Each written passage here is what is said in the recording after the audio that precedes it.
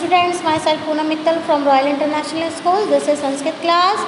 आज हम 8th class की संस्कृत पढ़ेंगे, वो भी ग्रामर, संस्कृत व्याकरण। बच्चों, इसका फर्स्ट चैप्टर मैंने आपको कंप्लीट करा दिया था। आज हम पढ़ेंगे संज्ञा शब्द रूप प्रकरण। आज हम क्या पढ़ेंगे? संज्ञा शब्द रूप प्रकरण। तो देखो बच्चों, संज्ञा शब्द आपको पता है कौन कौन से होते हैं। किसी व्यक्ति, वस्तु, स्थान या भाव के नाम को संज्ञा कहते हैं। ठीक है, तो यहाँ पे शब्द भी होंगे, यहाँ पे वचन। अब देखिए कौन से किसके क्या क्या होते हैं वो मैं आपको बता देती हूँ। शब्द जो होते हैं संस्कृत भाषा में, शब्द 3 प्रकार के होते हैं। एक तो होता है नाम, एक होता है धातु और एक होता है अव्यय। उसके बाद नाम शब्द, नाम जो किसी का भी, किसी भी वस्तु का नाम, ठीक है, ये तो उसमें आ गए। धातु जो क्रिया का जो मूल रूप होता है उसे धातु कहते हैं। और अव्यय यानी जिसको हम तोड़ नहीं सकते या जिन पर वचन का और लिंग आदि का प्रभाव नहीं पड़ता है। तो ये शब्द के 3 प्रकार होते हैं। उसमें से जो नाम है, नाम भी 3 प्रकार के होते हैं। एक तो संज्ञा वाला होता है, एक सर्वनाम तुम, ते, वह वाला, और एक विशेषण यानी किसी की विशेषता वाले होते हैं। उसके बाद में संस्कृत में वचन भी 3 प्रकार के होते हैं, एक वचन, द्विवचन और बहुवचन। संस्कृत में लिंग भी 3 होते हैं, पुल्लिंग, स्त्रीलिंग और नपुंसकलिंग। ठीक है, तो ये एक छोटा सा मैंने आपको बता दिया है। उसके बाद में देखिए जो हम पढ़ेंगे वो है हमारा, यहाँ पे देखिए संज्ञा शब्द। संज्ञा शब्द 2 प्रकार के होते हैं, एक तो अजंत और एक हलंत। ठीक है, उसके बाद देखिए अजंत शब्द कौन से होते हैं? जिन शब्दों के अंत में स्वर होता है। जिन शब्दों के अंत में क्या होता है बच्चों? स्वर होता है। यानी कोई भी ऐसा शब्द उठा लीजिए, अगर उसके पीछे स्वर का उच्चारण हो रहा है तो उसे हम अजंत शब्द कहते हैं। और उनको स्वरांत शब्द भी कहते हैं, जैसे हरि, गुरु, ठीक है, और बालक, लता, मति, वधु। अब देखो इन सब के आगे स्वर का उच्चारण हो रहा है, इसलिए इन शब्दों में अ, ई, उ, ए, आ, ई, औ स्वर है, अतः ये सभी अजंत शब्द हैं। उसी प्रकार हलंत शब्द देखिए, जिन शब्दों के अंत में व्यंजन वर्ण हो, क्या हो? व्यंजन वर्ण हो, अर्थात स्वर ना हो, उन्हें हम हलंत शब्द कहते हैं। उनको व्यंजनांत शब्द भी कहा जाता है, जैसे आत्मन, देखो अपयस। अब यहाँ पे देखो, यहाँ पे ये हलंत लग रहा है, इसका मतलब है इसमें सिर्फ व्यंजन है, स्वर नहीं है।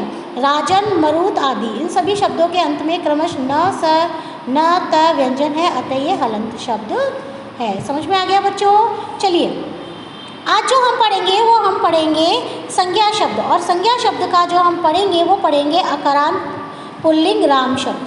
देखो बच्चों, राम शब्द जो है वो इसको अकारांत क्यों कहते हैं? क्योंकि इसके पीछे हमें अ स्वर, यानी जो अ वाला स्वर है, ऐसे अनार वाला जो स्वर है, उसका उच्चारण हमें सुनाई देता है। उसका क्या सुनाई देता है? हमें उच्चारण हमें सुनाई देता है। जैसे देखिए, तो इसलिए इसे अकारांत पुल्लिंग शब्द कहते हैं। इसे हम क्या कहते हैं? अकारांत पुल्लिंग शब्द कहते हैं। अब देखो बच्चों, इसके कैसे शब्द बनेंगे? षष्ठी तक बनते हैं शब्द, और इनके जो रूप हैं वो कैसे चलेंगे आगे, वो हम यहाँ पर पढ़ते हैं। तो चलिए पढ़ना स्टार्ट करते हैं। देखिए, प्रथमा में है राम, रामो, रामः।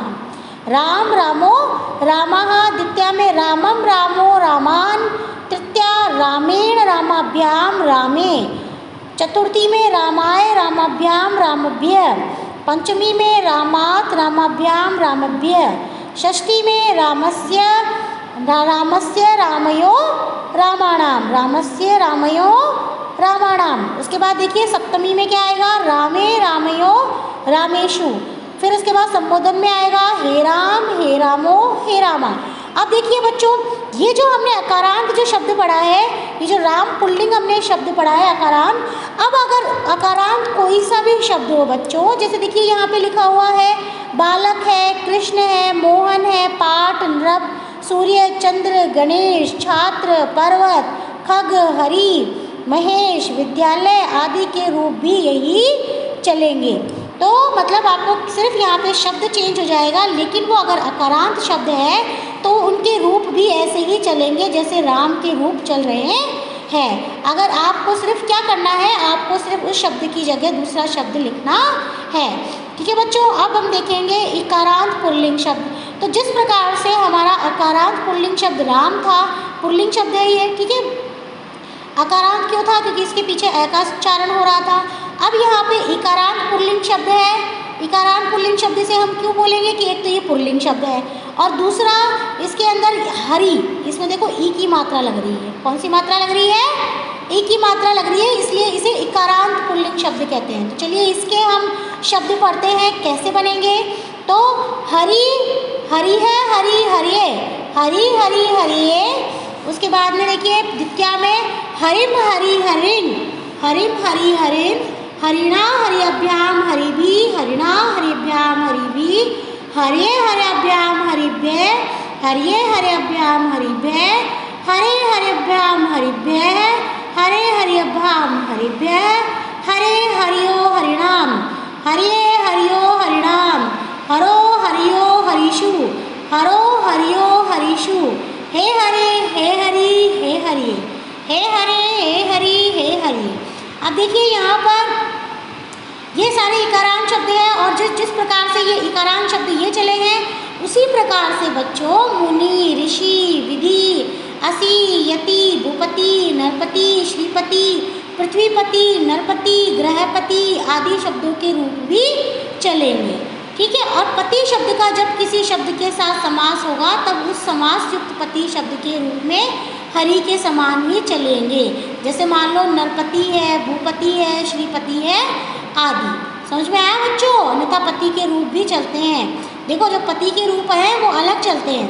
कैसे चलते हैं?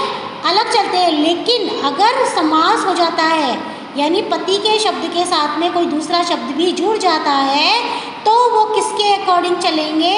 वो इकारांत हरि शब्द के अकॉर्डिंग चलेंगे। वो किसके अकॉर्डिंग चलेंगे बच्चों? इकारांत हरि शब्द के अकॉर्डिंग चलेंगे। तो देखिए यहाँ पर पति का क्या होगा? पति है, पति, पतिये, पतिम, पति, पतिन, पतिया, पतिभ्याम, पतिभि, पत्ये, पत्यभाम, पतिभ्य, पतियु, पतिभ्याम, पतिभ्य, पतियु, पतियो, पतिनाम, पतियो, पतियो, पतिषु, हे पते, हे पति, हे पतिय। ठीक है बच्चों, तो ये इस प्रकार से चलेंगे। अब हम चलते हैं आगे उकारांत पुल्लिंग गुरु शब्द। उकारांत पुल्लिंग गुरु शब्द। तो देखिए यहाँ पर जो उ का उकारांत इसे हम क्यों बोलेंगे? क्योंकि इसके पीछे क्या आ रहा है? उ की मात्रा आ रही है या उ का उच्चारण हो रहा है, इसलिए ऐसे हम उकारांत पुल्लिंग शब्द कहेंगे। तो इसके रूप कैसे चलते हैं वो हम पढ़ते हैं। गुरु है गुरु, गुरु है गुरुम, गुरु गुरून, गुरुणा गुरुभ्याम, गुरु भी है, गुरुवे गुरुभ्याम, गुरुभ्य, गुरो गुरुभ्याम, गुरुभ्य, गुरो गुरुवो गुरुणाम, गुरो गुरुवो गुरुषु, हे गुरो हे गुरु हे गुरु। ठीक है बच्चों, तो ये हमारे इस प्रकार से यहाँ पर शब्द चलेंगे। और इसी प्रकार से आप जो दूसरे उकारांत शब्द हैं जैसे शिशु, इंदु, रिपु, छत्रु, शंभु, विष्णु आदि शब्दों के रूप भी आप इसी प्रकार से चला सकते हैं। ठीक है बच्चों, इसी प्रकार यहाँ पर देखिए बहुत सारे, अभी बड़ा इकारांत आ गया, लेकिन हम जो आपको सिर्फ पढ़ाएंगे तो वो अकारांत है, अकारांत, इकारांत और उकारांत। ओनली 3 आपको यहाँ पर हम पढ़ाएंगे और यही आपके सिलेबस में आएगा। तो आपको अब नोटबुक में क्या करना है? आपको ये राम शब्द रूप, ठीक है, उसके बाद इकारांत हरि शब्द रूप और उसके बाद में आपको उकारांत गुरु शब्द रूप, ये तीनों शब्द रूप आपको अपनी नोटबुक में करने हैं। आपको क्या करना है? आपको ये तीनों शब्द रूप आपको अपनी नोटबुक में करने हैं। ओके बच्चों, have a nice day, thank you.